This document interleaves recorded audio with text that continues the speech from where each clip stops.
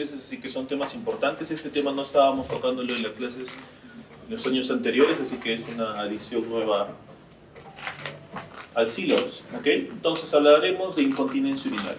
Ok, ¿quién se anima a darme la definición de incontinencia urinaria? ¿Qué dice el doctor? A ver, ¿cómo? Escape involuntario de orina. Sí, esa es la definición, ¿ok? Recuerden, muchas veces en la consulta vienen nuestros pacientes y el paciente dice: doctor, vengo porque tengo incontinencia urinaria. Entonces yo le pregunto: ¿y a qué le llamas tú incontinencia urinaria? Ah, es que voy a orinar a cada ratito, no puedo contener, tomo agua y ya quiero ir a orinar. ¿Será incontinencia? Pues definitivamente no lo es, ¿no es cierto? Entonces, tal como ustedes lo han dicho, la incontinencia urinaria es la pérdida involuntaria de orina, demostrable y objetivable, que constituye un problema social e higiénico para nuestros pacientes. ¿Por qué social e higiénico? Ahorita lo vamos a ver. Puede ser transitoria o es establecida cuando no se encuentra una causa o desaparece luego de las 4 semanas. Tiene su incidencia máxima durante el embarazo. 30% de las mujeres de más de 60 años la van a padecer y 10% de los hombres de más de 60 años. ¿Ok? Factores de riesgo. Existen factores de riesgo que van a ser compartidos tanto para hombres como mujeres y hay unos que son específicamente para cada sexo. Entonces hablaremos de los comunes. El primero y el más importante es la edad. Mientras más edad tengas, más riesgo de poder tener incontinencia vas a tener, definitivamente. ¿Ok? El antecedente familiar es importante, la obesidad, las infecciones urinarias a repetición, las enfermedades neurológicas y la diabetes, pues también van a condicionar o van a formar parte de estos riesgos para hacer incontinencia urinaria. ¿De acuerdo? De los factores de riesgo en las mujeres, pues la paridad. Mientras más hijos tengas, mientras más gestaciones hayas tenido, pues más riesgo de hacer incontinencia. Cirugías ginecológicas, la histerectomía a la cabeza, el tratamiento hormonal y el prolapso son factores de riesgo para ellos. Y en el caso de los varones, pues facilito, próstata, ¿no? Básicamente es el único de los factores de riesgo que podemos tener. Ok, ¿cuántos tipos de incontinencia urinaria conocen? 3. ¿Cuál, doctora? Cuéntame. Esfuerzo, mixta y la de urgencia. Son las 3 más conocidas, pero hay más. En realidad hay 5 tipos de incontinencia urinaria y eso los vamos a tratar ahora. Y estoy seguro que los conocen, solo que ahorita no lo recuerdo. Entonces, habíamos hablado, como ustedes han dicho, incontinencia urinaria de esfuerzo y la de urgencia son las 2 más comunes. Y cuando están las 2 juntas, cuando predominan ambos síntomas, pues hablamos de la mixta. Y esta, incontinencia por rebosamiento, ¿cuándo se les ocurre que puede presentarse? Próstata, ¿no es cierto? Normalmente sí, los pacientes varones pues tenemos eso. Y esta de acá, la funcional, diabetes, neuropatías, no orgánica, ¿cómo es eso? No sé quién dijo por ahí. Estoy seguro que ustedes han tenido incontinencia urinaria funcional alguna vez en su vida, todos y cada uno de ustedes. Cuando tú decides no aguantarte. ¿Hasta cuándo, doctora? ¿Hasta que ya estás? Ok, la incontinencia urinaria funcional, ahorita vamos a ver esto. Ok, primera diapositiva que quiero que recuerden, porque acá han venido 85.000 preguntas y van a seguir viniendo por los siglos de los siglos. Ok, incontinencia de esfuerzo. ¿Por qué? ¿A qué se traduce? Es debido al aumento de la presión abdominal bajo estrés, o sea, los músculos débiles del piso pélvico, ¿sí? Recordar esto. ¿Qué ha sido preguntado hasta el cansancio? Esto, la incontinencia de urgencia. ¿A qué se debe? Es debido a la contracción involuntaria de los músculos de la vejiga, ¿ok? Le han dado 50 vueltas a la pregunta, pero siempre preguntan exactamente lo mismo. Incontinencia por rebosamiento, por desbordamiento, es la que por bloqueos en uretra. Y la neurogénica es la que ustedes estaban comentando, ¿no es cierto? Diabetes, vejiga, sí, pero esto acá entre la mixta, básicamente. ¿Ok? Vamos a hablar de estas 2 cosas.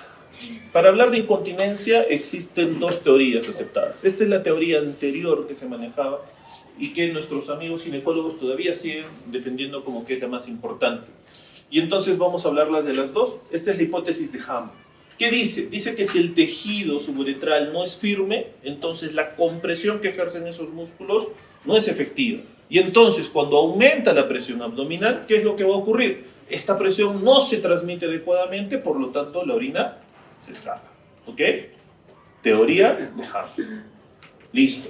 ¿Funciona? Sí, funciona. Esta es la teoría que nosotros como urólogos defendemos a la final. Y esta es la teoría integral de la continencia, así se llama, es la teoría de Petros y de Olsen. Y dice que toda la función depende del soporte de la fascia y muscular alrededor de ¿dónde? ¿Dónde es el punto medio? ¿Dónde es el punto álgico? ¿Dónde es lo más importante? Ah, el tercio medio del uretra. Está definido que el tercio medio del uretra es el que te da el soporte y distribuye todo. Es por eso que cuando tú pones unas mallitas, el TOT o la TBT que ustedes han visto, o los mini slims, que es lo de moda ahora, ¿dónde van a ir? Al tercio medio del uretra. Nosotros no hacemos colporrafias anteriores, posteriores, que se cayó. Yo levanto el tercio medio del uretra y se acabó. No necesito más. Por eso es que esta teoría dice esa parte, ¿no? El tercio medio del uretra es los puntos más importantes y alrededor de ello todas las alteraciones de estos elementos pues van a comprometer esto. Por eso es que también los músculos o los ejercicios de Kegel funcionan muy bien en la teoría, en la continencia como tal, ¿ok? Ok, vamos a ir hablando y desglosando un poquito de este tipo de incontinencia. Entonces vamos a hablar de una de las más importantes y las más frecuentes, que es la incontinencia por esfuerzo, ¿ok? Entonces habíamos hablado ya en las teorías que está asociado a un esfuerzo que genera un aumento de la presión intraabdominal. Más frecuente en mujeres y hay un adelgazamiento del colágeno del piso pélvico y del perine por lo que se provoca, ¿ok? Entonces, ¿puede haber hiperactividad del esfínter? ¿Puede haber hipermovilidad uretral? Sí, ok. ¿Qué quiero que recuerden esto? Tipos. Existen tipos de incontinencias de esfuerzos y están subdivididas. El tipo 0 es la que no se puede demostrar durante el examen. Pero ustedes me dirán, pero bueno, doctor, usted me ha dicho en la primera diapositiva que la definición de incontinencia urinaria es aquella pérdida de orina demostrable. Y ahora me dices que el tipo 0 es la que no se puede demostrar. Y sí. Es aquella que viene el paciente y te dice, doctor, se me escapa, me mojo. Ok, examen, le haces una cistoscopía, le llenas la vejiga, le haces maniobras de Valsalva, todo, y tú dices, ¿y ahora? Ay, pues, pero la paciente te dice. Y entonces tú la catalogas como una tipo 0. No la puedes evidenciar, pero la paciente realmente te la expresa, ¿ok? Te la comenta. Tipo 1 es el mínimo descenso del cuello vesical y de la uretra con incontinencia urinaria aparente, sin cistocele. Y el tipo 2 ya se encuentra un cistocele aparente, obvio, con escape evidente durante el esfuerzo. El tipo 3, el cuello vesical está abierto durante el llenado, hay un escape urinario con el mínimo esfuerzo o es permanente. Esos pacientes que se levantan de la cama nomás están perdiendo orina, ¿ok? Incontinencias tipo 3, esas ya son bastante severas. Urgencia. Es la pérdida de orina precedida de urgencia súbita, intensa, impostergable. Es esa que tienes ganas de ir al baño y no puedes, no llegas hasta el baño, se te escapa la orina. Como consecuencia de la contracción involuntaria del detrusor vesical, segunda vez que lo repito, ¿ok?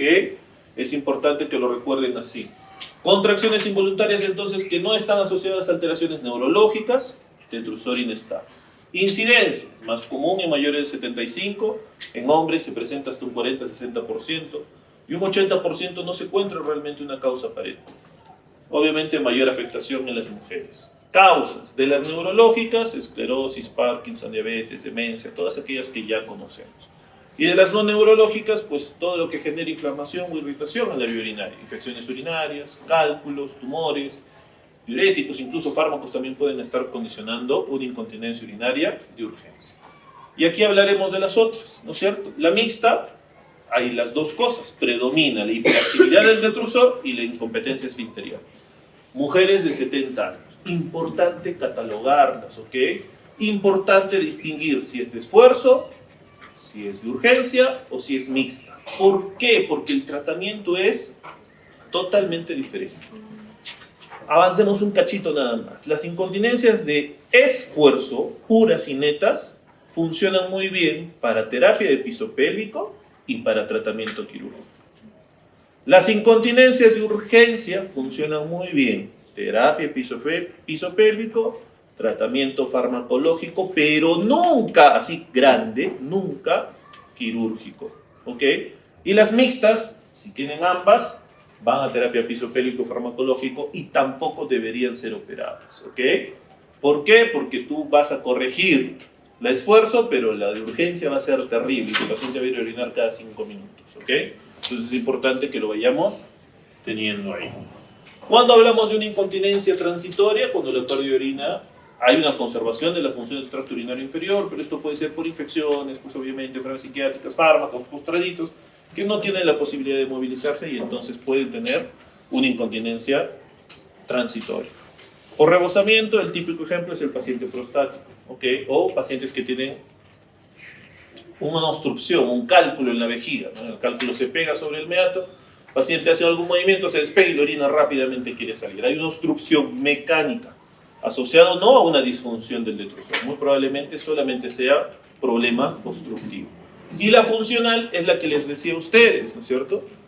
Es la que ustedes y yo hemos tenido alguna vez en nuestra vida.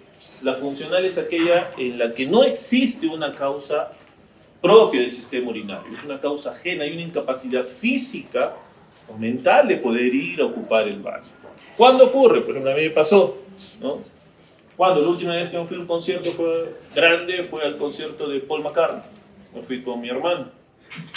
Ambos fans, pues llegamos 4 de la tarde al estadio, el concierto era 9 de la noche, pero queríamos estar por lo más adelante que se podía, ¿no? Hicimos nuestra colita, todo bueno, entramos al estadio, llegamos y estábamos en una posición privilegiada, ¿ok? Pero era como que, uff, ya estamos acá, ¿y ahora? ¿Una cerveza?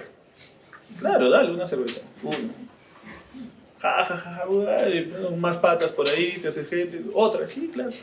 Y de pronto volteamos así y ya había pues un mar de gente. A ver, sal de ese lugar y vuelve a tu sitio. Es imposible, pues, ¿no? Entonces yo le miré a mi hermano y le digo, Marco, ¿sabes qué?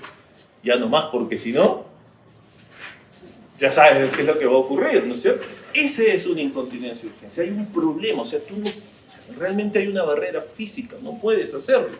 Y entonces todo está bien, todo concuerda, tu fisiología de la micción está conservada, no tienes alteración, no hay una obstrucción, pero simplemente llega un punto en el que la vejiga no puede soportar esa presión y va a tener, y se va a soltar. No pasa, ustedes cuando se han reído, alguna vez se han reído hasta más no poder y se les escapa un poco la orina. No se avergüencen, se le pasa a todo el mundo, ¿ok? Sí, ¿sí o no? O es la misma que pasa en las películas, ¿no? ¿Has visto de pronto el chiquito está escondido detrás de la puerta y pasa el asesino por detrás y está ahí temblando y se orina? Ok, mental, pues es eso, incontinencia funcional, ok, entonces es eso, ¿listo? Ok, habíamos comentado que algunos fármacos B están influenciados y pueden generar incontinencia urinaria y dentro de ellos, a la cabeza lo que le pasa, no voy a decir ustedes porque ustedes no hacen estas cosas, pero el alcohol puede condicionar tu incontinencia urinaria, lógicamente, los alfa-bloqueadores, los diuréticos, los antipsicóticos, los inductores del sueño, anticolinérgicos podrían ser. Ahí te estoy dejando un cuadrito con el mecanismo de acción de los diferentes fármacos, los más frecuentes que podrían condicionar un tipo de incontinencia. En caso de los diuréticos, pues porque provocan poliuria, poliaquiuria, urgencia miccional, hay mayor producción de orina, por lo tanto es más posible, pues más frecuente que puedas tener una incontinencia transitoria mientras estés usando este tipo de fármacos, ¿ok? ¿Cómo hacemos una evaluación inicial para incontinencia urinaria? Entonces, las guías de práctica clínica, tanto la europea como la americana, son bastante claras. En ese sentido, como cualquier otra patología, tú tienes que hacer una anamnesis, ¿no es cierto? Dirigir, pensando en los antecedentes que te pueden ayudar para ver si hay o no hay una incontinencia urinaria. Este es sumamente importante. Nosotros empezamos a usar lo que conocemos como diario miccional. ¿Alguien tiene una idea de qué es un diario miccional? ¿Qué dices, doctora? Básicamente para controlar cuántas veces va al baño, cuántas veces ha tenido las incontinencias. ¿Y cómo hago? O sea, sí, está perfecto. Yo controlo cuánto tomé, cuándo se me escapó y todo, pero ¿qué más? ¿Qué más se te ocurre?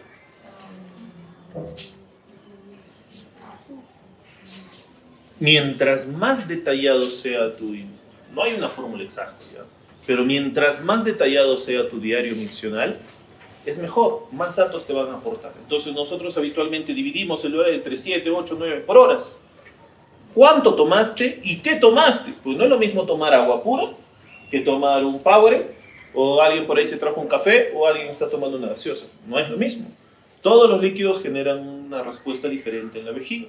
Y entonces te interesa saber qué tomaste, cuál fue la cantidad. Tampoco es lo mismo me tomé solamente una tacita, no, mi taza es de medio litro. es mientras más detallado puedas hacerlo, mejor. Ahorita vamos a ver un ejemplo. ¿Qué otra cosa cobra importancia?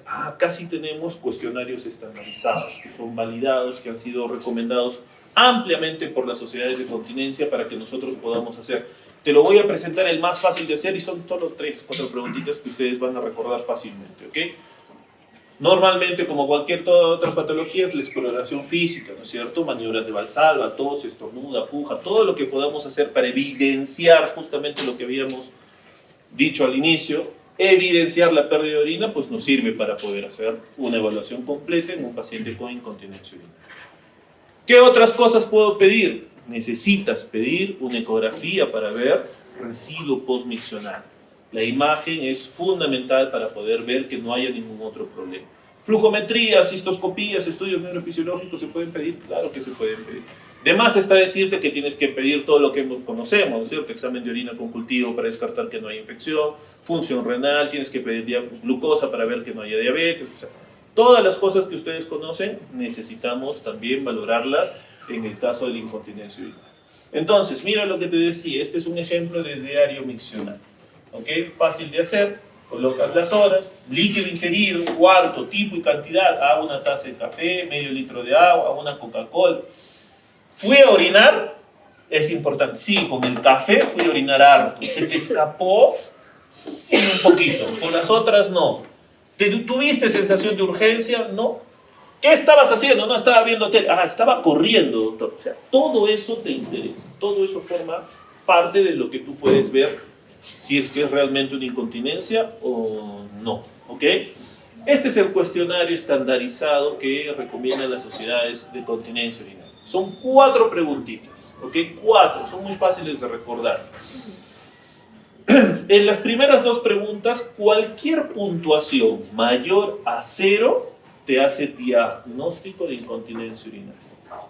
Y en la pregunta 3 evalúa la calidad de vida y en la 4 nos evalúa qué tipo de incontinencia es. O sea, es completito y facilito de hacer. ¿Con qué frecuencia pierdes orina? No, nunca. Una vez al día, una vez a la semana, no lo sé. ¿Qué cantidad de orina? Poquito. Más de un punto, chao, incontinencia urinaria. ¿En qué medida estos escapes han afectado tu calidad de vida?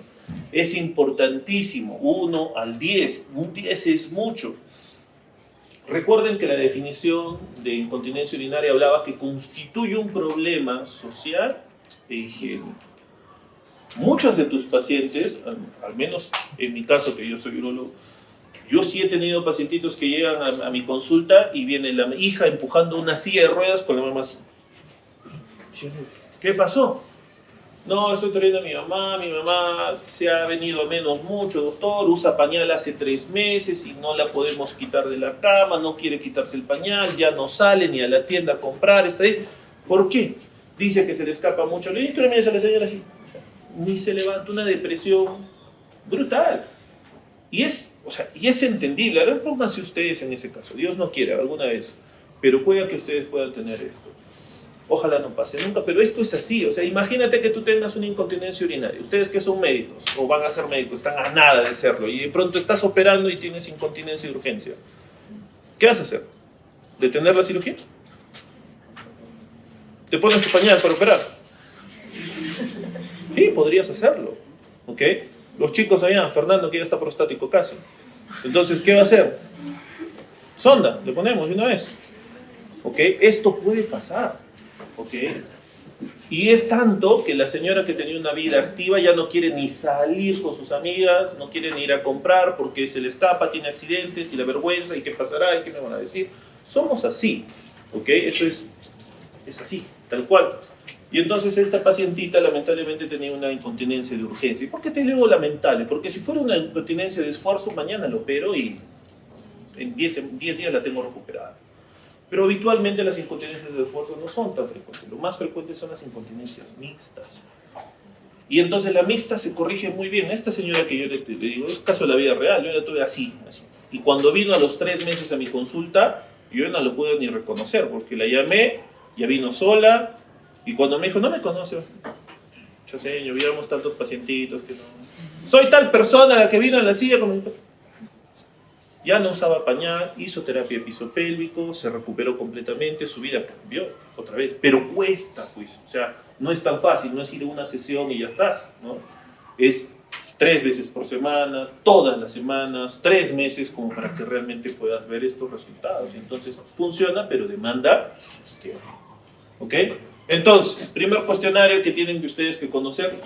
Es muy fácil de recordar, esto es para la vida. Con que tengas estas 4 preguntas, tú vas a poder diagnosticar qué tipo de incontinencia es. Y recuerden que es sumamente importante que lo hagan porque de ahí va a depender el tratamiento definitivo. ¿Ok? ¿Qué otras cosas podemos evaluar? Hablamos del test de severidad de sangre. ¿Ok? ¿Qué dice? Dice, ¿con qué frecuencia se escapa la orina? Este evalúa el último mes de tu paciente. ¿Ok? Al menos solamente una vez, algunas veces. ¿Qué cantidad de orina? Gotas, un chorro pequeño, mucha cantidad. Y este índice se calcula sumando las 2 puntajes que encuentres, lo multiplicas por 2 y encuentras ahí tu puntaje para ver si es leve, moderado, grave o muy grave. ¿Ok? Test de severidad de Sandvik. Hay otros cuestionarios que también están validados, el King's Health, todo esto, pero esto ya es demasiado. ¿Ok? Esto es para especialistas. Ustedes necesitan saber solamente el de 4 preguntitas que sí lo necesitan para la vida. Este es solamente como para cultura general y lo tengan ahí. ¿Ok? ¿Qué otra cosa pueden hacer? Esto funciona muy bien y antes lo usábamos mucho.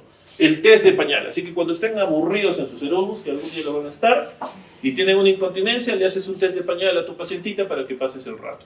¿Cómo lo haces? Le haces tomar medio litro de agua y le vas a hacer caminar, levantarse 10 veces, toser, correr 1 minuto, agacharse, lo que quieras, no todas. Solamente escoges una, pues si no va a ser mal. ¿Ok? Y entonces, a la hora pesas el pañal. Obviamente tienes que haber pesado tu pañalito previamente. Después de que haga alguno de estos ejercicios, pesas el pañal y vas a ver si el pañal pesa, hay una variación solamente de más o menos 1 gramo, tú dices que ese es una paciente que es continente, ¿ok? No tiene ningún problema. De 1 gramo a 10 gramos, leve. Más de 10 gramos a 50 gramos, moderado. Y más de 50 gramos, en cambio, del peso del pañalito, estamos hablando de que es severo. ¿Listo? Fácil de hacer para que pierdas y pases el rato una tardecita. ¿Qué otra cosa nosotros valoramos? Hacemos lo que conocemos como el Q-tip, ¿no? La prueba del hisopo. Colocamos el hisopo hasta la parte del esfínter, básicamente, 2-3 centímetros, lo introducimos y le pedimos que puje a la paciente. Y entonces, cuando puja, hace su maniobra de Valsalva, si el hisopo se levanta 30 centímetros, estamos hablando de que es continente, ese es el volumen normal. Pero si ya es más de 30 centímetros, de 30 grados, estamos hablando de que ya empieza a tener una incontinencia. Mayor a 45 moderada y más de 80 severa. ¿Cómo es? Mira, así funciona. Acá estamos haciendo una evaluación, a la paciente le pedimos llenar y mira, puja le digo, y mira cómo se escapa la orina. Un montonal, ¿no es cierto? Mira la prueba del hisopo. ¿Cuánto se mueve? 120 grados y me quedo corto, ¿no es cierto? ¿Ok? Esa es la manera correcta de hacer una prueba de evaluación para incontinencia urinaria. Hisopo prácticamente horizontalizado y mira, puja completamente evidente. ¿Listo? Ok. ¿Qué hacemos ahora? La urodinamia. La urodinamia es fundamental para aquellos casos en los que tú no sepas realmente, escucha, esta más predomina la de esfuerzo, más predomina la de urgencia. Yo en este momento tengo una pacientita que me está volviendo loco, todos los días me llama, es una señora de 80 años.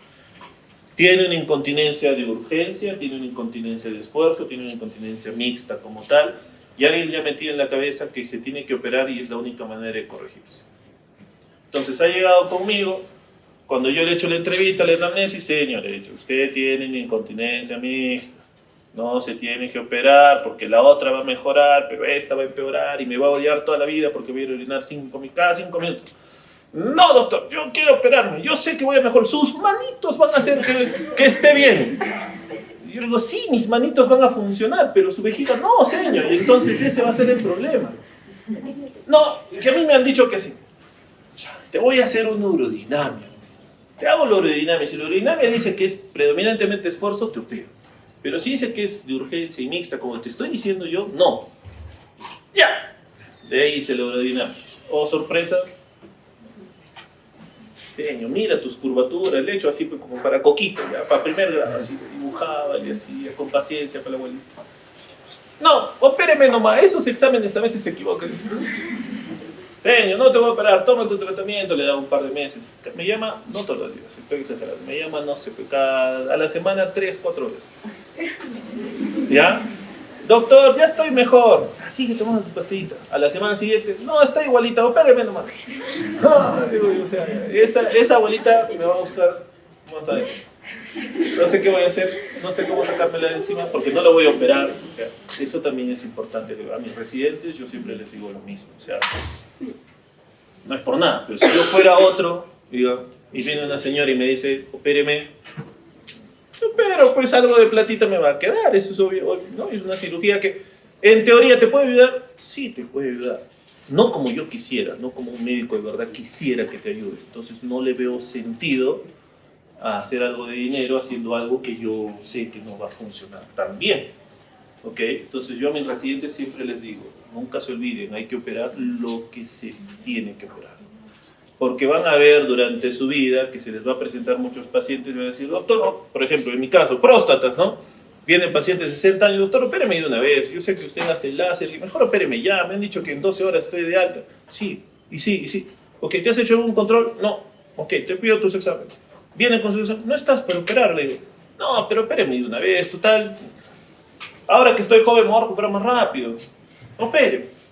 No, no vale la pena, ¿no? Y el día que cruces esa línea, ya fuiste, ¿ok? Entonces mi sugerencia para ustedes es, siempre intenten hacerlo mejor y operen cuando tengan que realmente operar. Así se paren de cabeza, porque recuerden que ustedes son médicos y han estudiado para algo y no es una tienda a la cual tú puedes venir y decir, quiero eso, y te lo llevas, ¿no es cierto?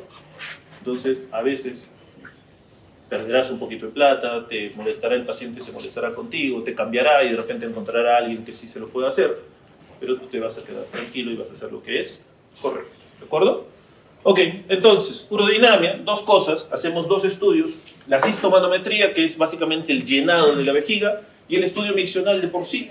Entonces, en la primera, estudiamos, como te dije, el llenado de la vejiga. Evaluamos la sensibilidad al llenado. Durante eso le pedimos al paciente que tose, estornude, se pare, se mueva, todo eso nos van a aportar datos. ¿Por qué hacemos? Porque determina la etiología precisa de la incontinencia. Evalúa la función del detrusor para ver si hay urgencia o no. ¿Ok? Si hay prolapso del piso pelviano y la necesidad de correcciones, identificar los factores de riesgo, es importante esa urodinamia. ¿Cómo hago la urodinamia? A grandes rasgos, para que tengan solamente una pequeña idea. Tengo que colocar un catéter. Primero, vesical, pongo una sonda y después pongo un catéter con unos electrodos en el margen, en la región anal. Y entonces empiezo a llenar la vejiga. Esta máquina me empieza a llenar, me empieza a botar como, o sea, como bolos, por llamarlo de una manera. Le digo, a la máquina la programa y le digo, pásale 80 cada 20 segundos. Y le pasa, plum, plum, plum. Y entonces tú le vas diciendo a la señora, cualquier cosa, tienes ganas de orinar, me avisas. Y entonces la máquina te predice, sí, pasaron 120 centímetros de orina y ya hubo una contracción en la vejiga. Pasó 160, ya hubo dos contracciones. Pasó, escape de orina. Y te lo dice así, ¿no? Entonces todas esas curvas te predicen si realmente funciona.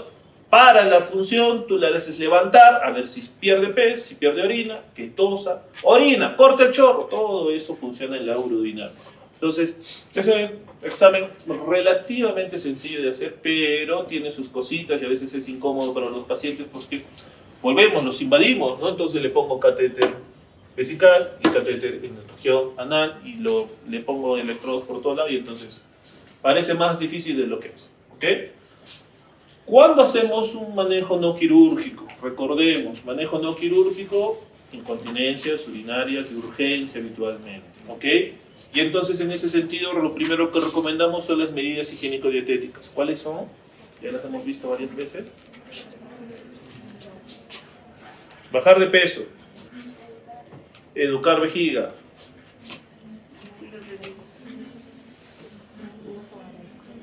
Irritantes, ok, alcohol, cigarro, café, comidas picantes, bebidas frías. Ok, todo eso funciona y funciona muy bien. Segundo paso para tratamiento no quirúrgico, terapia de piso pélvico, que les había comentado, lamentablemente aquí en Arequipa solamente hay un INTA que hace terapia piso pélvico de verdad, ¿no? O sea que sí se han capacitado para ello. Este es el ejercicio de Kegel, el más común, ¿no es cierto? Echado, rodillas prácticamente perpendiculares y sí, solamente subir la pelvis, bajar la pelvis, ¿ok? La contracción de los músculos también, como cuando quieres orinar y te aguantas, eso también funciona como parte de... Y lo último que se está haciendo es la electroestimulación. La electroestimulación funciona, pero es de difícil acceso. Ahorita vamos a ver un poquito más adelante cómo hacemos la electroestimulación. Y dentro del tratamiento farmacológico lo que más utilizamos son los anticolinérgicos. ¿Por qué? Porque disminuye la capacidad contráctil de la vejiga. Habíamos dicho que la vejiga se contrae rápidamente, por eso la orina quieres orinar y se te escapa. Entonces el anticolinérgico entume, adormece la vejiga y entonces esas contracciones son inhibidas, por lo tanto aumenta la tolerancia al llenado vesical y mejora la continencia. Utilidad en las contracciones involuntarias, en hiperreflexia del detrusor. Efectos secundarios muy importantes, sequedad de boca, uno de los primeros. La sequedad de boca es importante, por lo tanto el paciente a veces no tiene buena adherencia al tratamiento. Contraindicaciones para utilizar colinérgicos, glaucoma, arritmia. Los más comunes, oxibutinina, esa la tenemos en el seguro y la tenemos en el ministerio. ¿Cuál es el problema de la oxibutinina? Primero, es una de las que mayores sequedad de boca tiene. Y segundo, ya hay estudios que han demostrado que hay una clara asociación entre uso prolongado de oxibutinina con demencia senil. Entonces, aquellos pacientitos que tienen algún riesgo de ello, ojo, cuidado con usar oxibutinina.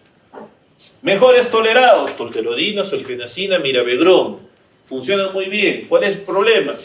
¿Cuánto cuesta la oxibutinina? Creo que un sol, el blister de 10. ¿Cuánto cuesta la solifenacina? Cada pastilla, 5.60. ¿Cuánto cuesta el mirabegrón? No te baja de los 15 soles cada pastilla. Entonces es un problema y son pastillas que tú vas a tener que mantener de ahora para adelante un buen tiempo. Y entonces eso hace que muchas veces no se pueda utilizar estos. Alternativas, cateterismo intermitente. ¿Qué es el cateterismo intermitente? ¿Cómo, doctora? Dale nomás. ¿Qué fue? Vamos, ¿quién se anima? Cateterismo intermitente.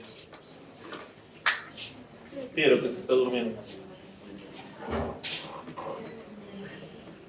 Ni idea. ¿Qué está? Incontinencia, ¿no? Está seco, Piero, yo lo he despertado. Cuando da una reeducación a la vejiga, no. ¿Qué es lo que pasa? ¿Por qué hago un cateterismo intermitente? Porque la otra opción es ponerle la sonda en forma permanente. Por ejemplo, ¿ustedes tolerarían una forma? No. Pero si haces un cateterismo intermitente que te permite ir a estudiar, por ejemplo, rotas tus 4 horas en el hospital tranquilo y sales de tu rotación a las 12 y vas directo al baño, tú solita tienes tu cateterismo intermitente, vacías tu vejiga y sigues con tu vida. Ese es el cateterismo intermitente. Se pone la sonda Nelaton, no una sonda vesical, al menos 4 a 6 veces durante el día, vacían vejiga y siguen con sus actividades para no estar cargando una bolsita. Yo tenía un pacientito, siempre lo cuento, porque ya no lo miro. De chiquito yo lo empecé a ver, no sé, pues tendría 3 años, 4 años. Tuve la mala fortuna de nacer con una espina bífida y en ese momento, pues obviamente se afectó a la parte de su vejiga y usaba sonda, ¿no? Entonces pero el chibolo era pues una flecha, que corría para acá, venía para acá, o sea, por lo demás estaba sanísimo, ¿ok? Y era muy hábil, ¿no? Y la mamá era muy preocupada, como toda mamá.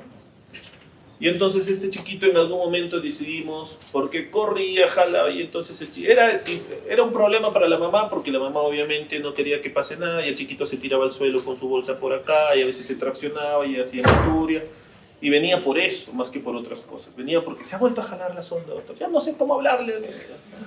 Y la mamá no entendía que era niño, y sigue siendo niño, por más que tenga más cosas. ¿Ok? Y entonces decidimos pasarlo a cateterismo intermitente. Y la mamá fue una de las mejores alumnas que hemos tenido. O sea, la mamá era pues cumplida, pero a más no poder, ¿ok? Y entonces, ¿qué pasaba? Empezó a hacer cateterismo intermitente y el chiquito entró al colegio, primer año, segundo año, bastante bien. Y el tercer año, ya para cuando tenía como 8 años, él solito se hacía el cateterismo, ¿ok? Pero ¿por qué se hacía? ¿Por qué él aprendió? Porque, era pues recontramovido. Entonces la mamá iba en el recreo del colegio iba a la enfermería, agarraba sus campos estériles, lo ponía, limpiaba alcohol, limpiaba todo. Lo traía, el chiquito estaba desesperado sentado ahí, armaba todas sus cosas, le ponía, le hacía el cateterismo, le evacuaba y pronto ¡ting! Terminó el recreo. Y entonces el chibolo se quedaba con recreo, pues, ¿no? Recreo. Entonces él decidió empezar a hacerse el cateterismo porque según él lo hacía más rápido que su mamá. Y lo hacía más rápido que su mamá. ¿Ok? Y entonces la mamá preocupada, entonces el chiquito empezó a hacer el cateterismo. Y la mamá venía y me decía, doctor, yo no sé cómo se hace el catéter porque solamente se lleva una sonda nada más para el colegio. Lo ha encontrado su maletín, porque la mamá le tenía un maletincito. Cual deportista que llevaba sus chimpunes, él llevaba sus sondas, sus lidocaínas, sus guantes y todo lo demás, ¿no? Y me dice, y me trae el maletín enterito, doctor, yo no sé cómo se hace el cateterismo, que no sé qué. Bueno, hasta que viene un día desesperada la mamá porque... mamá, pues, ¿no? Lo había ido a ver y ¿qué había sido? Que este chiquito había aprendido a pedir 5 minutos antes del recreo, permiso del profesor, los profesores obviamente estaban enterados de su situación y lo dejaban salir. Y entonces el chibolo corría al baño, se hacía el cateterismo y se iba, ¿no? Entonces cuando la mamá lo encontró, ¿cómo te haces el cateterismo? Si acá están todas tus cosas prácticamente, ¿no? Lo único que agarraba él era su sonda. Y nada más. Y entonces cuando me lo lleva a mí y me cuenta, el chiquito ya estaba como, no sé cómo, pero por obra es el Espíritu Santo en infecciones, no, ¿ya? Y yo le digo, no me acuerdo su nombre, Anton, no recuerdo. Y le digo, ¿cómo te haces el cateterismo? No, que yo me lo hago bien, doctor, no me duele, que no sé qué. ¿Cómo te haces? Enséñame. Y la miraba a su mamá como, la voy a hacer salir a tu mamá, tú dime a mí cómo haces, ¿no? ¿Sabes cómo hacía este compadre? Agarrabas saliva, así hacía la sonda y 2 minutos el cateterismo estaba hecho, ¿ya? Salivita, yo cuando me dice así que... yo que te he defendido contra tu mamá, ¿qué voy a hacer ahora? ¿Cómo le voy a explicar a tu mamá que te echas saliva y no te echas lidocaína, que ni siquiera te limpias ni nada? ¿Ok? Y entonces lo único que me queda decirle, señora, tranquila, lo bueno es que no tiene infección. Y mientras no tenga infección, lo vamos a dejar ser. Y entonces el chibolo se quedó feliz, la mamá no tan convencida, lógicamente, pero lo dejó, ¿no? Entendió que él sigue siendo niño. Y eso es así. Nosotros como papás, te lo digo yo, pues tengo mis 2 hijitos, es como que no quiero que hagan nada que yo sé que va a generarles, puede en algún momento ser potencialmente peligroso, pero también tienes que darles esa libertad de vaya a probar, pues no, a ver qué pasa, te dije, pues ya, ahora ya no lo vas a hacer, ¿ok? Entonces funciona, ¿ok? Acá te dejo una lista de medicamentos con los posibles efectos adversos, que seguramente van a ser preguntados en algún lado, pero para que lo tengas ahí como conocimiento. De los más importantes, oxibutinina, solifenacina, tolterodina y miravedrón, ¿ok? Esos tienes que reforzar. Acá te los dejo también con grado de recomendación 1A para que veas que realmente todas las guías los recomiendan. Son muy buenos para tratar incontinencias urinarias. Esta es la famosísima silla en cela, no sé si ustedes la conocen, pero tiene un principio. Ustedes han visto esos que ven ahí en Quality Products, que te pones unos electrodes a los abdominales y que contraen y que en teoría te evitas ir al gimnasio y ya estás listo. Ok, este es el mismo principio para esto. Ok. ¿Qué dice? Cuando tú tienes un prolapso, mira la línea media, tienes un prolapso, tu vejiga se ha descolgado, es porque los músculos del piso pélvico han perdido su fuerza.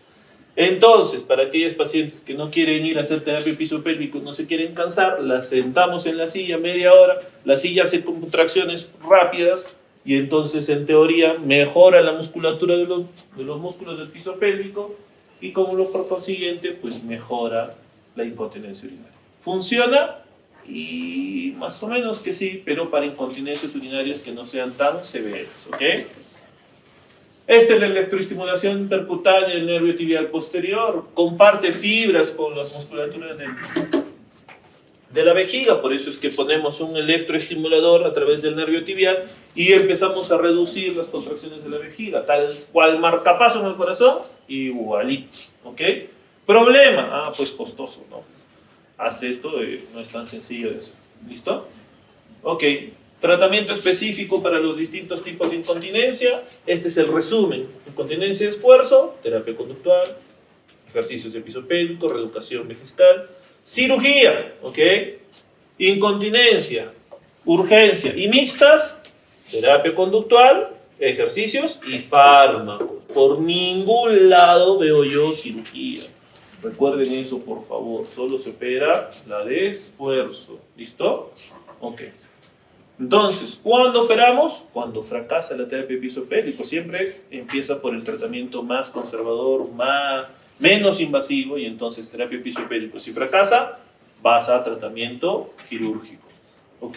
Tienes que buscar el apoyo estable del cuello y la vejiga para evitar el descenso, tercio medio y uretra. Buenos resultados, lo que ahora está dando buenos resultados son los slim y los mini slims, que ya vienen, o sea, ya el kit te viene hecho. Son como esos arpones que tienes, algunas veces han visto esos arpones con los que cazan ballenas, esos grandotes, ya, igualito pero en miniatura. Y entonces solamente haces el cortecito de colas, pones eso, ¡pluc!, aprietas y se clava solito, no haces más. ¿Ok? Parece sencillo, pero hay que capacitarse para hacerlo. ¿Ok? Complicaciones, hiperactividad del detrusor, lo que habíamos dicho, ¿no? Aquellos que se operan con urgencia van a hacer hiperactividad del detrusor, y también cuando ajustas mucho esa mallita te pasas al otro lado. Antes él escapaba, ahora ya no puede orinar. Retenciones agudas de orina. ¿Ok? Diferencias entre la TOT y la TBT, ambas trabajan sobre el tercio medio del uretra, recordar eso. Esas son las agujas, se llaman agujas de Reverding. Son las agujas con las que colocamos esa mallita. Hacemos un hueco otra vez por acá, porque lo pasamos, esa aguja pasa por el agujero obturador y llega hasta la vejiga, ¿ok? Para levantarla como tal. A largo plazo, a largo tiempo, tienen buen resultado. Esa es la mallita, ahora se vende el kit. Ha bajado muchísimo de precio, no es que les interesa mucho, pero es así. Hace unos años, primero, encontrar el kit era bien difícil. ¿Qué hacíamos? Hacíamos un hechizo, pues como buenos peruanos, comprábamos la malla para la hernia inguinal, la cortábamos 2 centímetros y eso utilizábamos, ¿ok? Ahora ya viene en el kit completo con las agujas que son descartables y la mallita solamente para poner. ¿Cuánto cuesta? 80 soles. Recontra barato, entonces costaba como 2.000 soles. ¿Ok? Entonces funciona muy bien, la cirugía funciona muy bien, ¿ya?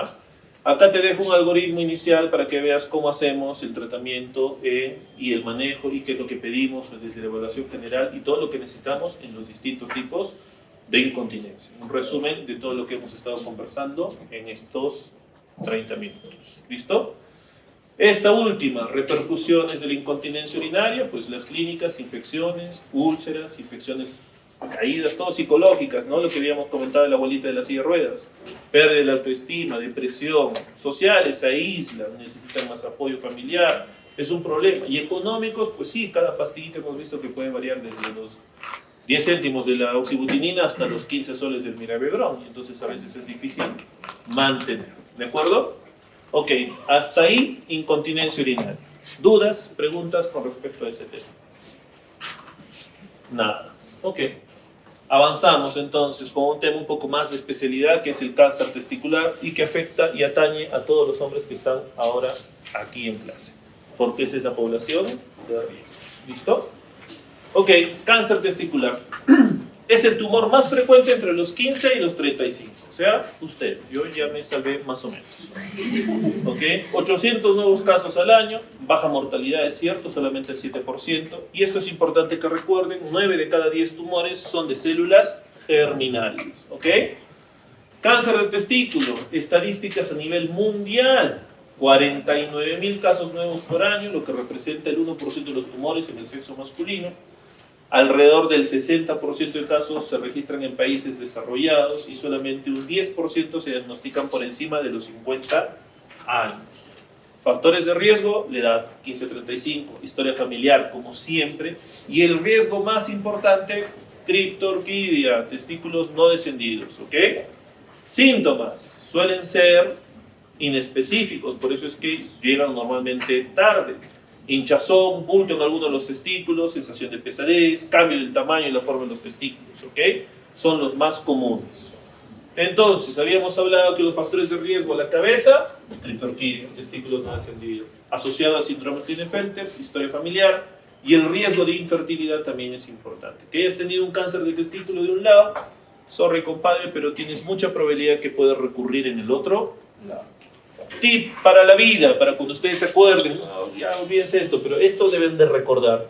Si ustedes miran una lesión en la ecografía intraparenquimal, 95%, y me quedo corto, cáncer de testículo. ¿Ok? Si esa lesión está por fuera del testículo, ok, puede ser cualquier otra cosa. Pero si es intraparenquimal, como la imagen que le tienes ahí en patología también, mándalo de una vez al urólogo, ¿ok? Que no se te escape. Entonces, habíamos hablado que hay dos diferentes tipos, el de células germinales, que es 9 de cada 10 casos, representa el 95%, y en esos tenemos los facilitos, pues el seminoma y el no seminoma. Dentro de los no seminomas tenemos el carcinoma embrionario, el tumor de saco vitelino, el coriocarcinoma y el teratocarcinoma. Y el de los cordones sexuales, que es 10%, tumor de células de Sertoli y tumor de células de Leydig. ¿Cuál va a ser nuestro origen de estudio? Estos de acá, ¿ok? Tumores de células germinales. A veces somos más visuales, solamente para que veas que el seminoma es el más común, ¿ok? 36% de los casos. Ok, es importante que recuerden esto. Todos los tumores de testículo tienen una edad de presentación y ya desde ahí tienes más o menos un diagnóstico que podría corresponder y que sería el más probable que pueda tener tu pacientito. Entonces, si hablamos de tumores en niños, a la cabeza debes considerar los tumores del saco vitelino. Si está entre los 20 y 30 años, debes considerar el coriocarcinoma. Si está entre los 25 y 30, el teratocarcinoma o el carcinoma embrionario. Y si está entre los 30 y 40, el más común, seminoma. Y lo que ha sido preguntado varias veces en el ENAM, paciente varón con tumoración, testículo, indolora, con aumento de volumen, con 50 años de edad. Linfoma, ¿ok? Recordar eso, linfoma. Clínica, ya habíamos conversado un poquito, nódulo indoloro, aumento del tamaño, dolor escrotal, pérdida de peso, sensibilidad del pecho y desafortunadamente el primer síntoma de un cáncer de testículo es la metástasis, ¿ok? Las METs. Así como las damas tienen que hacerse su autoexamen de mama, que es fundamental, nosotros los varones debemos hacernos nuestro examen testicular. Entonces se examina cada testículo uno por uno, se individualiza, se toca con los dedos, si tienes que desde adelante hacia atrás para palpar si hay alguna tumoración, y si identificas cambios en el tamaño y la consistencia, si los reconoces en algún momento, no te hagas el loco, ¿ok? Nosotros somos así, es como, ah, sí, pero no me duele, que se quede ahí, ya se pasará, debe ser de lo que he jugado fútbol. Hazte chequear, compañero, ¿ok? Hazte chequear. Entonces, mira, acá en cáncer de testículo, como en algunos de los cánceres, sí tenemos marcadores tumorales, pero lamentablemente solamente se elevan en el 51% de los tumores, por lo tanto no son excluyentes. 90% son tumores de células germinales y lo constituyen los no seminomas y 30% de los germinales. Esta es la última foto de uno de los pacientes que hemos operado en el hospital. Sí tienen en mente de qué tamaño es la riñonera, ¿verdad? Ya mira el testículo. ¿Ok? Entonces, tamaño realmente considerable. Lamentablemente este es un pacientito que se fue. Este vino, no sé, pues ponte en enero solito, porque tenía una tumoración ahí, ¿no? Y cuando le dijimos que puede ser cáncer, hazte los exámenes, no te pierdas, tome la adicional. En los hospitales por lo menos tenemos, cuando encontramos un cáncer de testículo, no entran a la lista de espera, sino se operan rápidamente, ¿no? Ese es el protocolo que nosotros tenemos. Y este pacientito se perdió y regresó como a las 8 meses y lo trajo su hermana. Y me acuerdo porque su hermana pues estaba recontra molesta y lo había traído prácticamente de las orejas al compadre, y cuando lo revisamos tenía una tumoración, pero ya tenía metástasis pulmonares. Se operó, se fue bien, se fue tranquilo, y a las 3 semanas, un mes, hace una neumonía y la neumonía se lo lleva. ¿Ok? Entonces, ¿qué marcadores tumorales debemos de recordar y debemos de pedir para cuando sospechamos un cáncer de testículo? El primero a la cabeza es el beta-HCG. Sí, ya sé que beta-HCG es para el embarazo, ¿ok? Pero en cáncer de testículo nos funciona muy bien y habla de la expresión trofoblástica. Acá sí te voy a pedir que te acuerdes los valores normales de beta-HCG, es menos de 5 miliunidades por mililitro y está elevada en el 100% de los coriocarcinomas. 50% de carcinomas embrionarios y 10% de los seminomas puros. Tiene una vida media de 24 horas y no debe solicitarse antes de la primera semana, luego de la orquiectomía, para ver cuánto ha caído en su valor. Alfa-fetoproteína es la expresión de las células del saco vitelino, normal, menos de 15 nanogramos por mililitro, elevada en el 60% de los tumores, no seminomatosos, recordar por favor. Se eleva en carcinoma embrionario del saco vitelino, vida media 6 días y no debe solicitarse antes del primer mes, luego de la orquiectomía. Y la DHL es la expresión del lisis tisular, valora si eres... El valor cambia de acuerdo al laboratorio, pero está elevado en el 80% de los tumores avanzados. Yo recuerdo tener un pacientito, que siempre está en mi cabeza cuando hablo de cáncer de testículo, porque fue muy pintoresco, por llamarlo de alguna manera. Me acuerdo que yo llegaba a la clínica y fue un pacientito que fue visto por el doctor que estaba antes que yo. Entonces el doctor vio que tenía una tumoración, con muy buen criterio le pidió su ecografía y le pidió sus marcadores tumorales. Y este chico venía de Camaná, era pescador, vino con su esposa, ¿ok? Y si me acuerdo de él porque venía pues con su chavito, ¿no? Y de esa manera peculiar de la gente, ¿no? Como que más de barrio, por llamarlo de alguna manera, cuando te hablaba. Y cuando entró a mi consultorio, entró pues molesto, ¿no? Y me lanzó el examen así, ahí al escritorio, ¿no? Y yo en ese momento todavía no sabía, pero yo estaba recién entrando de turno, ¿no? Y agarra y me dice, me acuerdo que así me hablaba con el ¿no? Me decía así, me han pedido esto y dice que estoy embarazado, así, y la gritaba a su esposa, ¿ves? Por tu culpa, me dice, acá no sabe nada, estoy embarazado. Yo, y así pues le digo, mano, siéntate, pues, ¿no? Yo no te he visto, déjame ver qué tienes, ¿no? No, pues mira, ahí está mi examen. Y reviso su examen, beta-HCG, positivo. Abajo, compatible con 12 semanas de gestación. O sea, no seas malo, también hay que saber a dónde vamos. Ese dicho de lo barato sale caro, y sí, ¿a qué laboratorio de mala muerte habrá ido? Y nadie ha sido tan, no, o sea, ni dos dedos de frente como para decir, un hombre, le voy a poner P positivo o negativo, ¿no? O sea, tenía razón, o sea, de él dentro de su desconocimiento tenía toda la razón de estar molesto de que venga con un examen que dice, estoy embarazado de 12 semanas, ¿no? O sea, ahora, ¿cómo le explicas eso que tú te ríes y que ahorita te está generando molestia? Te vas a molestar, pero por otra cosa, ¿no es cierto? Y entonces se le gritaba a su esposa y yo le digo, tranquilo, lo que pasa es esto, y cuando yo le dije eso, es como que, ¿no? Un baldazo de agua fría, y realmente lo es, ¿no? Entonces vino por cualquier cosa, porque tenemos la mala costumbre también de asociar que si mientras no duele, todo está bien, y no es a veces así, ¿ok? Ok, ¿qué tienen que recordar este cuadrito? Lo voy a preguntar, ¿ok? Alfa-feto, cuando se eleva, cuando no está elevada, cuál es la vida media, esto lo voy a preguntar, tienen que saberlo sí o sí, ¿ok? Pero no se preocupen, esta es la más fácil de las preguntas del cáncer de testículo, ¿ya? Sí, no creas, en serio. Para aquellos que tienen idea de ir a presentarse a otros lugares, no en Perú, para que veas que hay otro tipo de marcadores que son también muy específicos. Si vas a ir a España, han sido preguntados, así que si vas a presentarte al MIR, ahí están, el OCT3, el SAL4, el CD30, solamente para cultura general, para que lo tengas ahí, para que no digas que no te enseñé nada nuevo. ¿Ok? Diagnóstico, ecografía, Doppler. ¿Por qué Doppler? Todas las lesiones malignas son vascularizadas normalmente, ¿ok? Tomografía. ¿Por qué tomografía de arranque? Para ver metástasis. Exacto, doctora. Recuerden que el primer signo o síntoma del cáncer testicular lamentablemente son las metástasis. ¿Cuándo hago biopsia? Solamente tiene indicaciones muy específicas.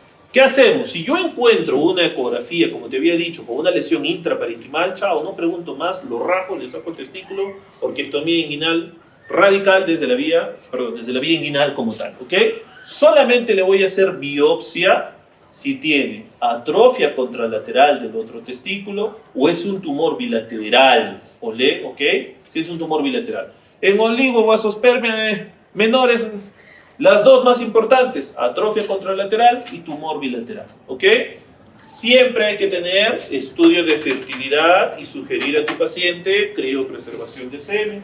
Aquí en Arequipa ya tenemos banco de semen y entonces es bueno. ¿Ok? Y acá los quiero ver. Este es uno de los TNMs más bonitos que puede haber en la parte urológica.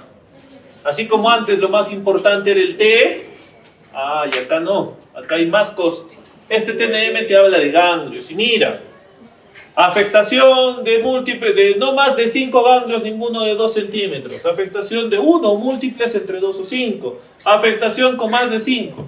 Entre 2, acá, o sea, los voy a agarrar de todas maneras y voy a preguntar. O sea, agarra avisada, no mata gente.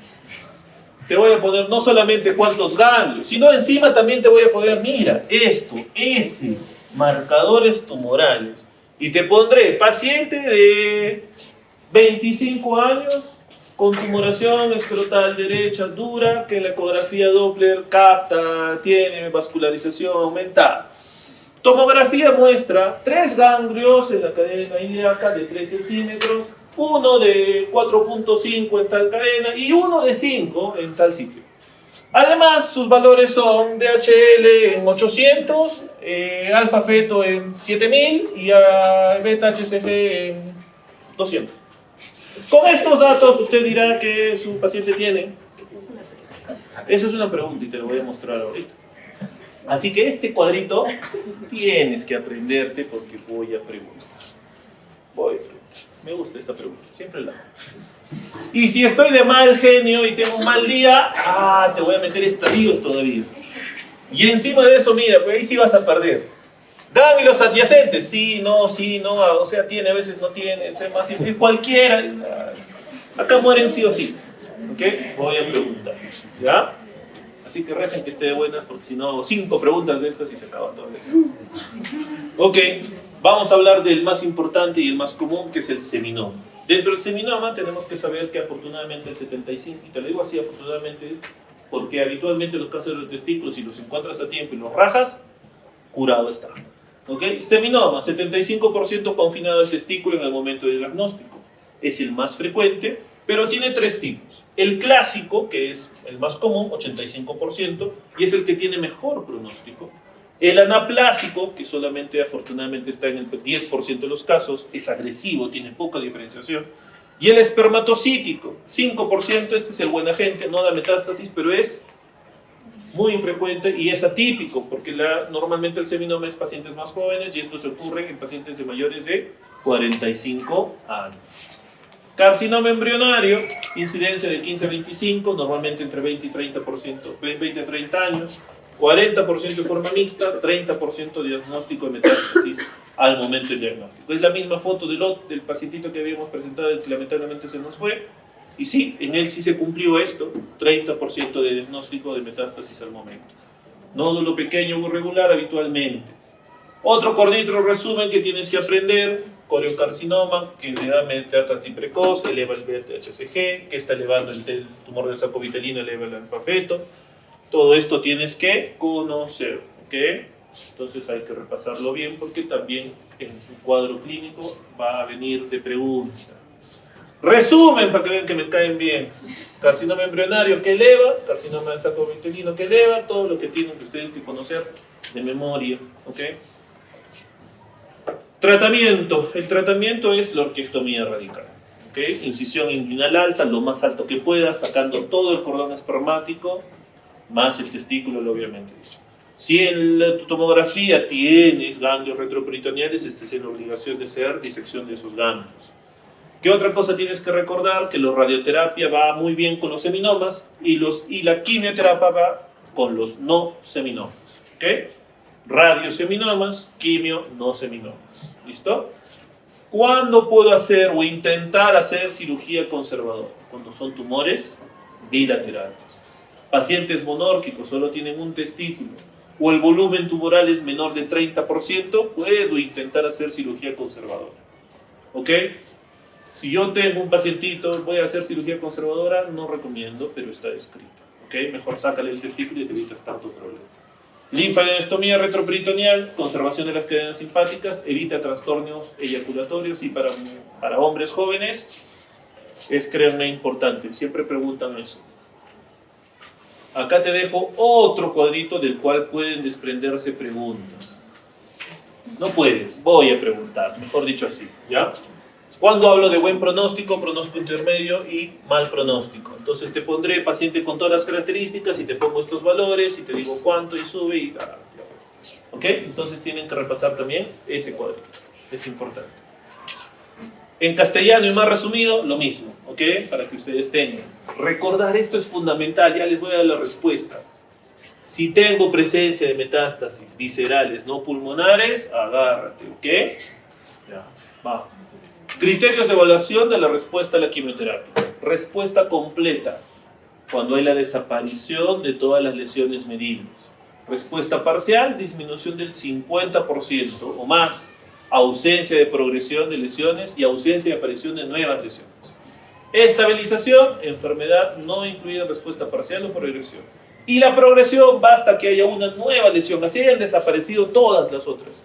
Y aparece una nueva lesión, chao, estamos hablando de progresión de la enfermedad. Y cualquier volumen o cualquier aumento del 25% del volumen de cualquiera de las lesiones también habla de progresión de enfermedad. Cuadro resumen, para que me vean que me caen bien. Todo lo que hemos hablado está acá, ¿ok? En esta última diapositiva. Recordar con énfasis lo que he dicho que voy a preguntar y voy a preguntar. Clasificación de TNM, estadios y factores de buen pronóstico, mal pronóstico y riesgo intermedio. Ok, ya adicionalmente, antes de que me olvide, el cuadrito de los marcadores tumorales. ¿Qué marcador eleva y qué cáncer es? Obviamente, eso es fundamental conocer. ¿Listo? ¿Preguntas? Nada, están deprimidos. Ya agárrense, porque cáncer de riñón y vejiga no es tan sencillo tampoco. Ok, vamos ya para que se desestresen. Para que vean cuántas preguntas hay de incontinencia urinaria. De incontinencia tienes que saber 3, 4 cositas y están listos para la vida y para responder toda aquella pregunta que se les pueda atravesar en el INAM o en el examen de salud. Ok, entonces, ¿cuál de las siguientes patologías cursa con capacidad vesical aumentada? ¿Qué dicen, doctores?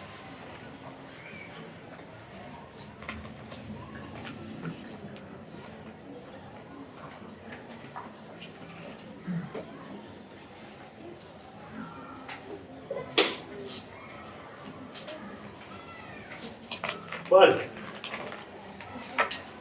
Está fácil, ¿no? Vejiga neurogénica. ¿Qué dice la doctora? El doctor dice la B, vejiga neurogénica. La D, vejiga desfuncionalizada. ¿Alguien da más? ¿Alguien da menos?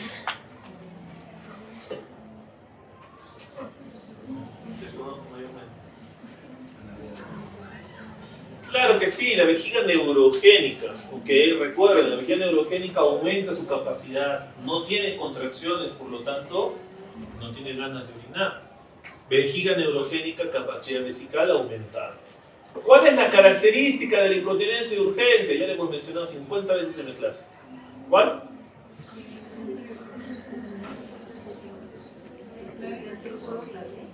¿La cuál? ¿Contracciones involuntarias del detrusor? Sí, contracciones involuntarias. La pérdida involuntaria de orina a través de la uretra por aumento de la presión intraabdominal. Qué fácil. ¿Cómo se me pregunta eso a mí? ¿Cuál? Esfuerzo. Y mira, estas son preguntas del recientado médico, o sea, ni siquiera como para decirte. ¿Cuál es el tipo de incontinencia de urinaria que se presenta? Ya les di la respuesta. Por contracciones involuntarias del músculo detrusor. Ya estaba muy fácil, ¿no? Urgencia. ENAM, mira, mujer de 50 años de edad, presenta escape de orina al toser. ¿Hasta ahí qué tiene? Ok. Luego de varias semanas presenta nicturia. ¿Cuál es el tipo de incontinencia? Mixta. Mixta. No, doctores, ¿por qué se dejan confundir? Escape de orina al toser, fuerte, todos me dijeron eso. Y porque ahora tiene nicturia, ya es mixta, ¿qué tiene que ver la nicturia? Elemento distractor, cayeron, ¿ok? Esta es una incontinencia de esfuerzo. En 2020, un poquito más cerca, 68 años, presenta incontinencia urinaria de esfuerzo, cultivo negativo, urodinamia revela. Primer deseo seccional, 400. Deseo imperioso, 800. Ok, diagnóstico. ¿Cuál es el primer deseo miccional? 150. 250. A la una, a las dos. Mentira. 150. 200. El primer deseo miccional está alrededor de los 250 centímetros de orina y el deseo imperioso alrededor de los 350. ¿Ok? Entonces, si esta tiene 400 y deseo imperioso los 800, es la misma pregunta. Mira, capacidad vesical aumentada que la primera. Solamente le han dado la vuelta y le han puesto unos numeritos. Pero la respuesta sigue siendo la misma, vejiga neurogénica. ¿Ok? Más. ¿Cuál es el tipo de incontinencia urinaria que se presenta en mujeres cuando por deseos imperiosos? Ya, pues ya tengo que parar de leer. ¿Qué es? ¿Cuál? Urgencia, pues deseo imperioso. La fisioterapia a través de los ejercicios de qué? Acá puede que no sepa. Tiene un rol importante en el tratamiento médico de la incontinencia urinaria de esfuerzo. ¿A qué estructura del piso pélvico refuerza fundamentalmente?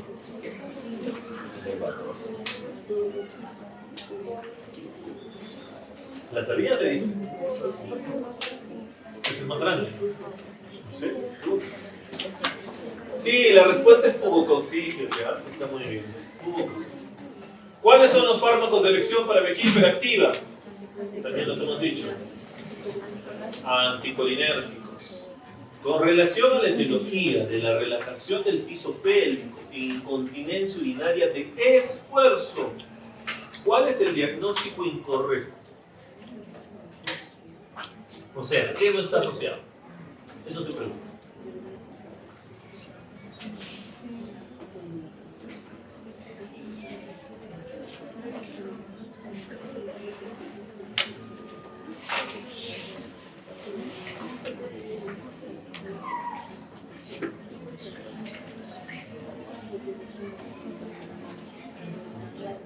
La D, infección crónica de las vías urinarias. Ok. Enfermedad pulmonar crónica, de todas maneras, tosedora. Atrofia genital por menopausia, más. Debilidad congénita, ya, sí o sí, ¿no es cierto? Entonces te queda infección crónica y traumatismo obstétrico. ¿A qué hace referencia traumatismo obstétrico? Perdón, doctora, no te escucho. Histerectomía. Traumatismo. Partos. Los partos, la histerectomía, sí debilitan el piso pélvico, pero los partos y la histerectomía constituyen un traumatismo. ¿Sí no? ¡No! ¿Y entonces cuál es la respuesta? Que esta es una de las preguntas en las que tú dices hay que estar en la cabeza del patín que hizo la pregunta. Porque puedes descartar las primeras tres con mucho criterio, pero la segunda, infección crónica de las vías urinarias, ¿podría conducirte a una incontinencia de esfuerzo? Te diría que más de urgencia, pero de esfuerzo en algún momento podría darse si es tan crónica. Y traumatismo obstétrico, ¿qué tengo que entender yo por traumatismo obstétrico? En todo caso me tendrías que decir antecedente de cirugía obstétrica. Ah, ok, cambia todo. Pero traumatismo, si yo lo entiendo literalmente como traumatismo, yo tendría que marcar esa como incorrecta. Traumatismo. ¿Ok? Pero podría ser cualquiera de las dos. Ok, mujer de 50 años, obesa, que acude a consulta ginecológica por haberse intensificado la incontinencia urinaria al toser y levantar peso. O sea, tiene... ¿Cuál? Esfuerzo, cultivo negativo, urodinamia, incontinencia de esfuerzo. Tratamiento inicial.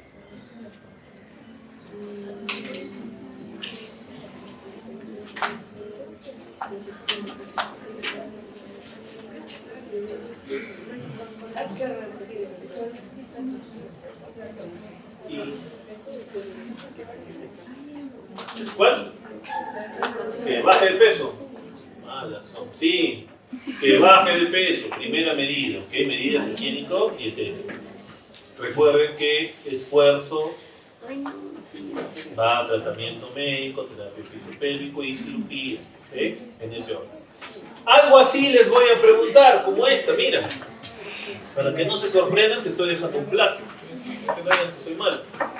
Tras una orquiectomía izquierda, el paciente presenta una analítica con DHL menos de 1, HCG 5000 y alfa feto menos de 1000.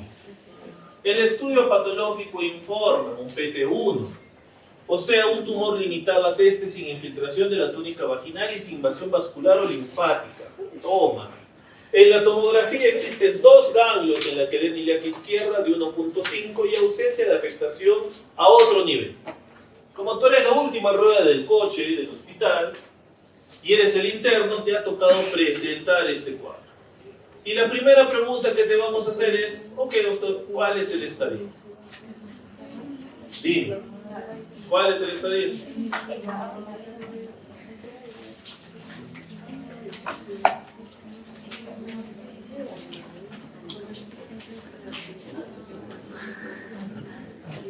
¿Cuál?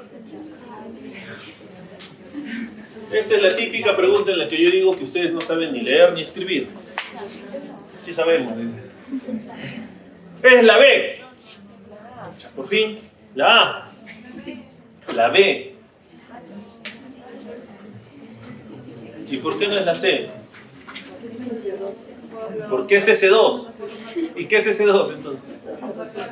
Por los marcadores. ¿Estás con la diapositiva o te acuerdas, doctora? Estoy con la diapositiva y aún así no puedo saber cuál es la respuesta. Es el segundo. Por la diapositiva. Ok, fácil pues. Bueno, yo no voy a preguntar así, pero en esta es la que yo les digo que ustedes no saben ni leer ni escribir. Entonces, como no sabes leer ni escribir, ¿qué tienes que hacer? Descartar. ¿Qué vas a descartar? Lo que no sabes, ya. Todas, todas. ¿Cómo descarto?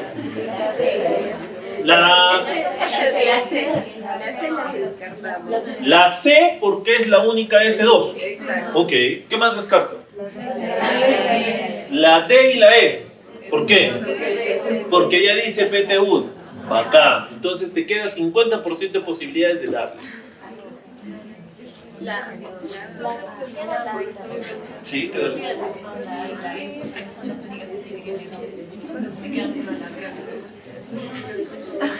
Más o menos, mira, de arranque. Chao las dos últimas, ¿verdad? Sí, ok. PT1, PT1, PT1. Queda PT1. N2, N1, N1. ¿Cuál queda? Chao.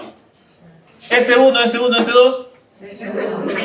Esta ya estaba muerta, entonces, sin saber leer y escribir, acabas de contestar bien la pregunta. ¿Ok? Por la diapositiva, dice la doctora. Sí, más o menos. Ese es el criterio que ustedes tienen que utilizar cuando no saben ni leer ni escribir en una pregunta y que les aseguro que en algún momento se la van a cruzar. Yo sí me voy a asegurar de que esto que acaban de hacer no se pueda hacer para cuando yo haga pregunta. Sí, pues si no sería... ¿Qué chiste tiene? ¿No? Sí, ya saben. ¿Pero qué? Ok, entonces recuerden, algo así va a venir la pregunta. ¿Ok? Voy a preguntar. Ya, si estoy de malas, como te digo, te meto el estadio, porque si no ya te lo dije ahí, pero si no, para que lo sepas. Ok, vamos. Paciente 26 años de edad, sin antecedentes médico-quirúrgicos previos, acude a urgencias por disnea, 15 días de evolución. Exploración física, ningún hallazgo de interés, excepto, detallitos. Nódulo de consistencia dura en el testículo izquierdo. Radiografía de tórax, múltiples nódulos pulmonares en suelta de globos, o sea, metástasis. Analítica, beta-HCG, 30.000. ¿Cuánto era el valor normal? ¿Qué cáncer elevaba? 100% oriocarcinoma. Entonces, ¿qué vas a marcar? Fácil, ¿verdad? Ok, facilito. Varón de 30, casado, acá los agarro. Casado, pero sin hijos. Diagnosticado mediante exploración física y confirmado ecográficamente de tumor sólido en testículo derecho. ¿Qué hago?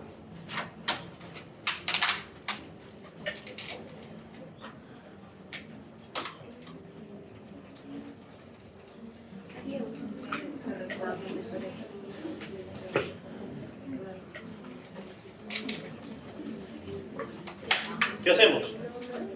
Mira, que tiene 30 añitos, está casado y todavía no tiene hijos. Lo rajamos nomás, total, ¿qué importa? ¿Ah? La 4, orquiectomía por incisión escrotal. ¿La cual? La 2, orquiectomía radical desde incisión inguinal. Total, no tiene hijos, ¿qué más me importa? A mí no es mi esposa. ¿Cuál? La 5, quimioterapia y posteriormente orquiectomía. A ver si responde. Sí. Es la 2. Sí, doctora, que no importe nada, rájalo nomás, así no tenga hijos, que preserve semen, que haga todo lo que quiera y tú lo vas a rajar, porque después puede tener hijos y no va a tener papá. ¿Ok? Entonces eso es importante. Si un tumor testicular es secretor de alfa-feto, ¿ante qué cáncer estaría? ¿Cuál podría descartar? Recuerden, en la diapositiva está, ¿no es cierto? Los seminomas no elevan alfa-fetoproteína. ¿Okay? ¿Cuál es el más común de los tumores germinales? Fácil, pues ya, regaladísimo, 90%. ¿Cuál? Seminoma. El nivel alto del marcador tumoral de alfa-feto sugiere cáncer de... más sencillo todavía. Mira cómo les preguntaban en la residencia, ¿sí? Con razón. Testículo, pues, ¿no es cierto? Ok, ¿cuál de los siguientes procedimientos diagnósticos debe incluirse en el estudio inicial de tumoraciones testiculares sólidas malignas? Esta no me voy a ni molestar en leer, esto es un insulto para ustedes. ¿Cuál? La B, fetoproteína y gonadotrofinia. Pues todas las demás tienen PSA, no entiendo por qué.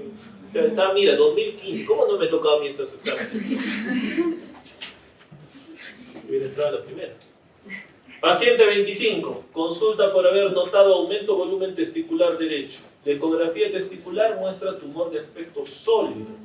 La conducta inicial más adecuada.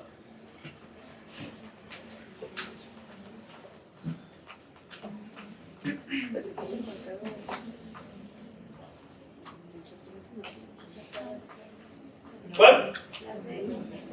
La D. Solicitar marcadores tumorales y decidir cirugía según resultado. ¿Sí? ¿Sí? No, recuerden, solamente el 50% de los casos elevan los tumores, los marcadores, por lo tanto no son definitivos. Tú los rajas nomás, acuérdate, rájalo, después pide sus marcadores porque vas a necesitar preestratificarlos, sí, pero no van a hacer que tomes tu decisión en base a ellos, ¿ok? Si tiene una tumoración sólida intraparenquimal, lo rajas. ¿Listo? Paciente de 30 años presenta aumento de volumen testicular de consistencia aumentada. Al examen físico, tumoración en relación al testículo derecho, 3 centímetros. Conducta más adecuada es rajarlo. ¿Sí? ¿Sí? ¿Lo rajamos? No lo rajamos. O sea, sí, pero no. ¿Cómo se nota?